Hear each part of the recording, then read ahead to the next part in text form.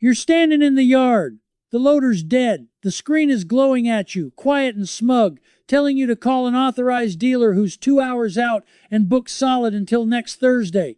The bucket's half full, the cattle are bawling, and the machine you paid for, in full, with your own money, won't move an inch until somebody with a special laptop drives out and types in a password you're not allowed to know.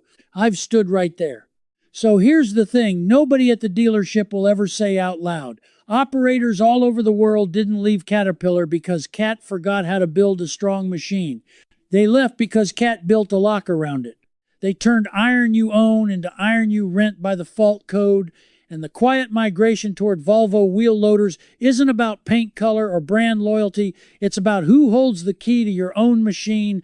I know all this because I lived it. I bled money on it. And before we're done, I'm going to hand you something buried in a state law that was actually signed on April 25th, 2023. A legal crowbar you can use to pry your own machine back open, even the one sitting in your yard right now. This isn't just for the fella shopping for his next loader. This is for you. Today, if you already own something with a screen that talks back. Let me take you back to the summer of 2019. A feedlot outside Dodge City, Kansas, 96 degrees, dust so thick you could chew it. I was running a Cat wheel loader, a good-sized machine, moving silage and loading trucks like I had 1,000 times before, and it just quit. Not a blown hose, not a dead battery. It went into what they call a derate, then a full shutdown, and threw a code on the display that meant absolutely nothing to me. I popped the hood. Everything looked fine. Belts tight, fluids full, no smoke, no smell.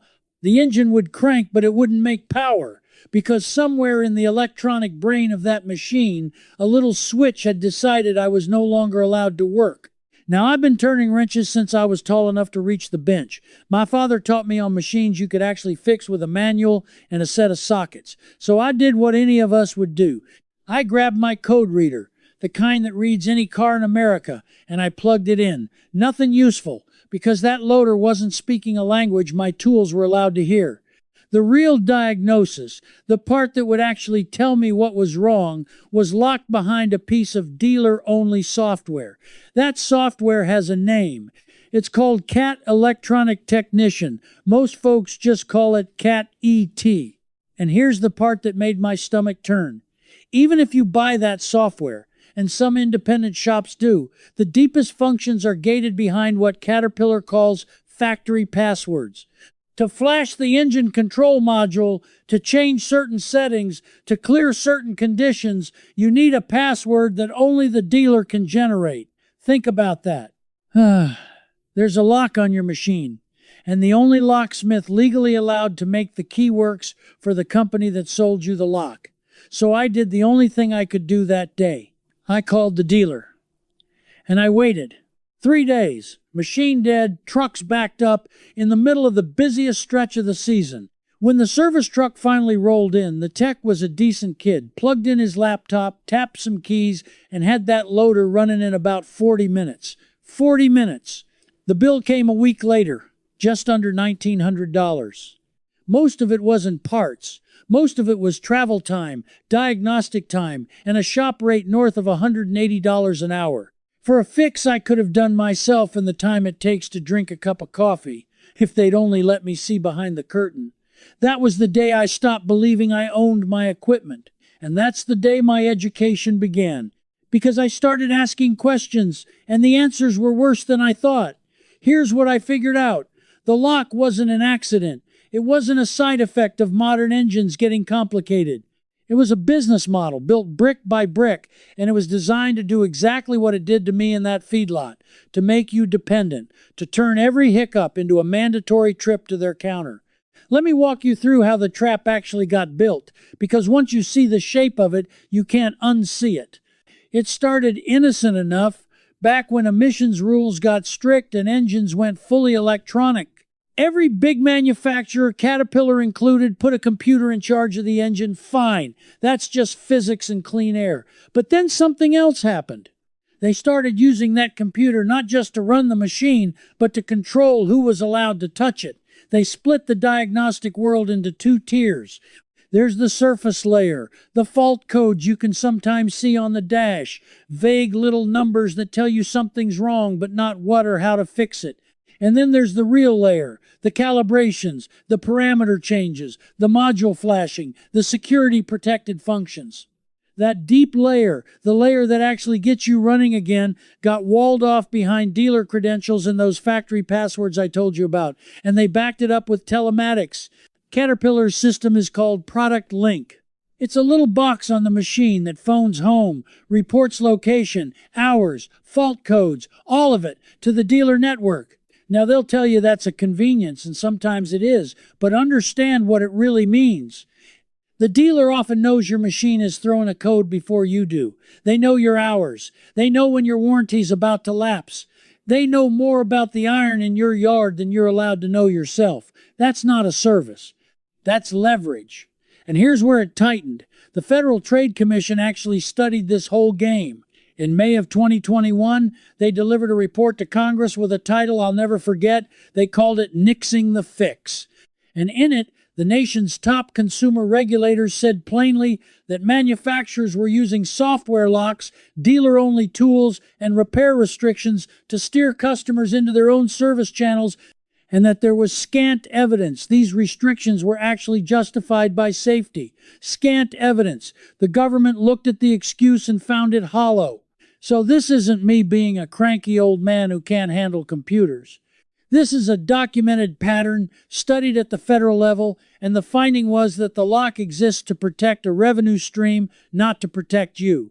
But knowing the shape of the trap didn't get my money back. And it damn sure didn't fix the bigger problem, which is what this whole scheme cost you over the life of a machine. Because the invoice I got in that feedlot was just the part I could see. The real bleeding happens where you're not looking. Let me put some hard numbers on it, the way I had to when I finally sat down at my kitchen table and did the math that changed my mind. Start with downtime, because that's the one everybody underestimates. When that loader sat dead for 3 days at the height of the season, that wasn't just an inconvenience. In a working operation, a big loader down for a day can cost you anywhere from $1,000 to several $1,000s in lost production, hired trucks waiting, crews standing around, and the ripple that runs through everything else you had scheduled. 3 days. And I've talked to guys who've waited 2 weeks for a dealer because there simply aren't enough dealer techs to go around, and you are one dot on a very long list. Now stack the repair rates on top.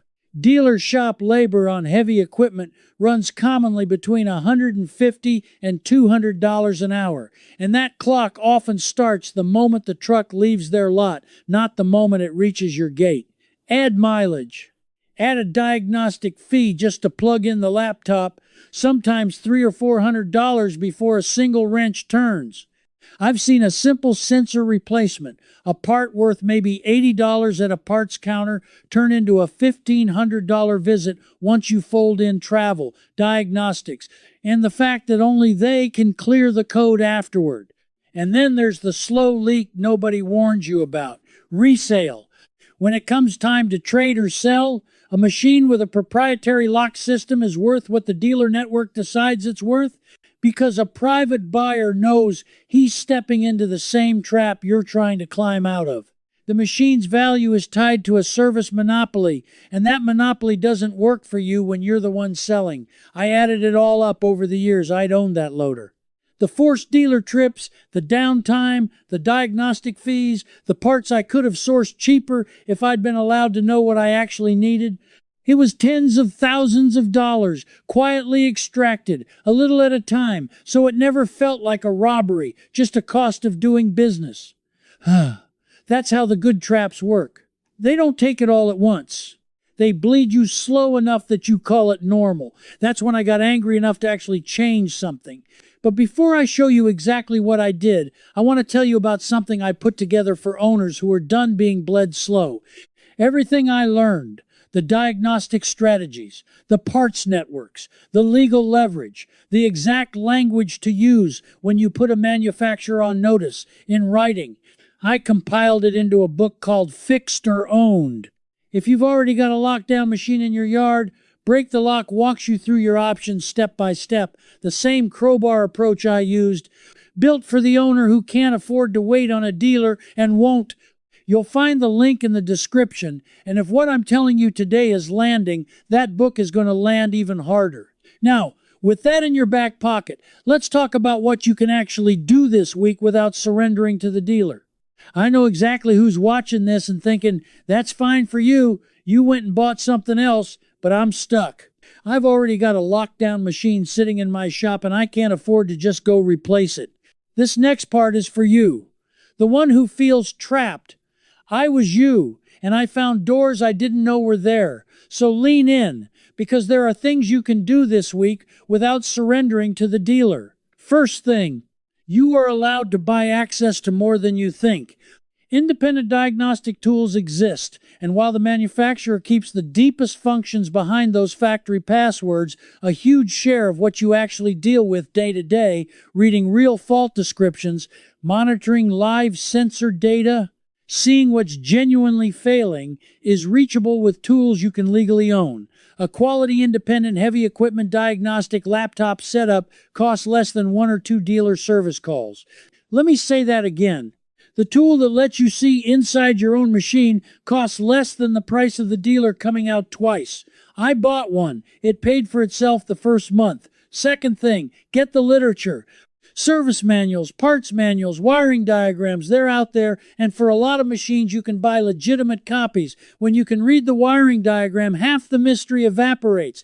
That vague fault code stops being a demand to call the dealer and becomes a map to a connector you can actually check with a test light. Third thing, and this is the one that saved me the most grief, find your independent shop and your parts network before you need them, not during a breakdown.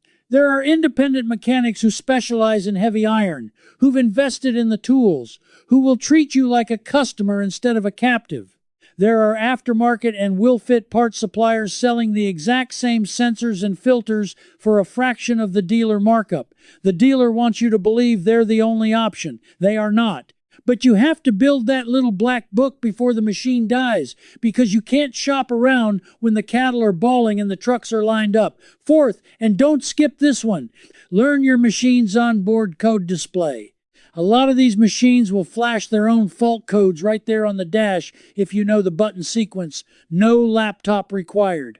It won't give you everything, but it'll often tell you whether you're looking at a real mechanical failure or just a sensor throwing a fit. And that knowledge alone changes the whole conversation when the dealer tries to sell you a 4-figure diagnostic. Doing those 4 things pulled me from helpless to dangerous in about a season. I went from waiting 3 days for a man with a laptop to fixing most of my own problems in an afternoon. But even doing all that, I kept hitting the same wall. Those factory passwords, the deepest functions still locked.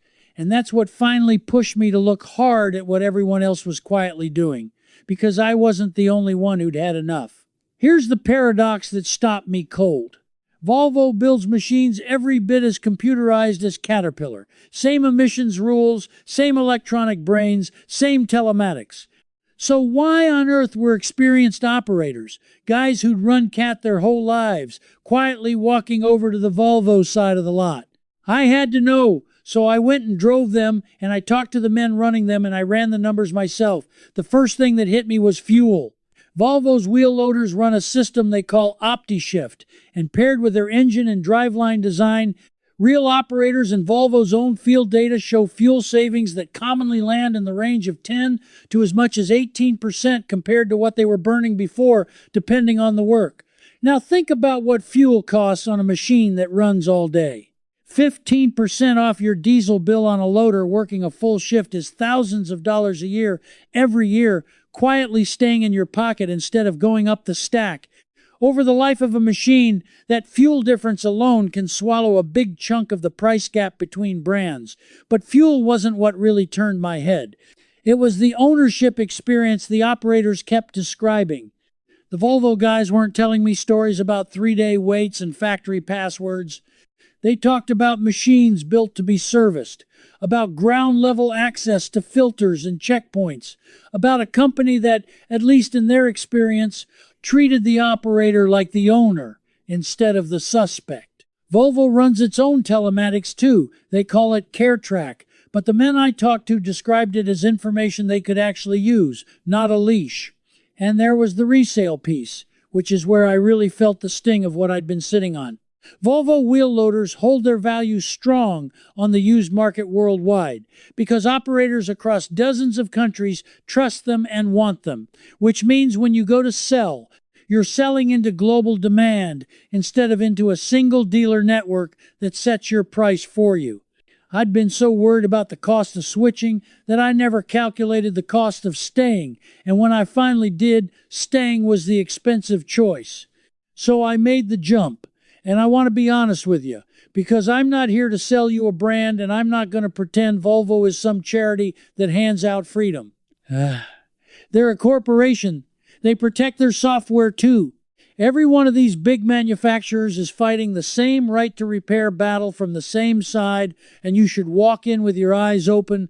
But in the daily reality of running the machine, the difference in how I was treated, the fuel I stopped burning, and the value I stopped losing added up to a machine that finally felt like mine again.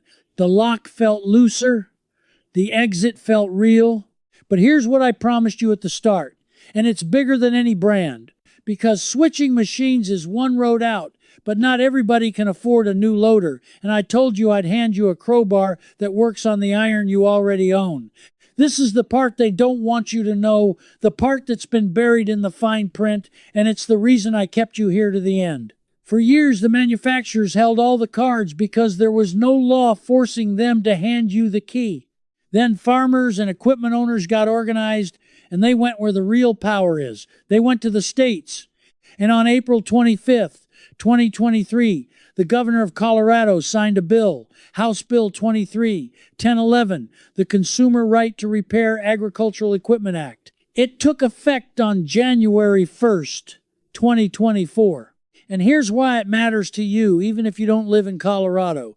It was the first law in the entire country to force agricultural equipment manufacturers to give owners and independent shops the same tools, the same software, the same diagnostic access, the same manuals, and yes, the same passwords and codes that they give their own dealers, at fair and reasonable terms, written into law. Let me say that plainly.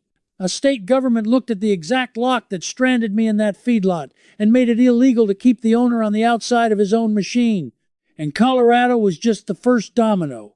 Once one state proved it could be done, others picked it up, and right to repair bills for equipment have been moving through state house after state house ever since.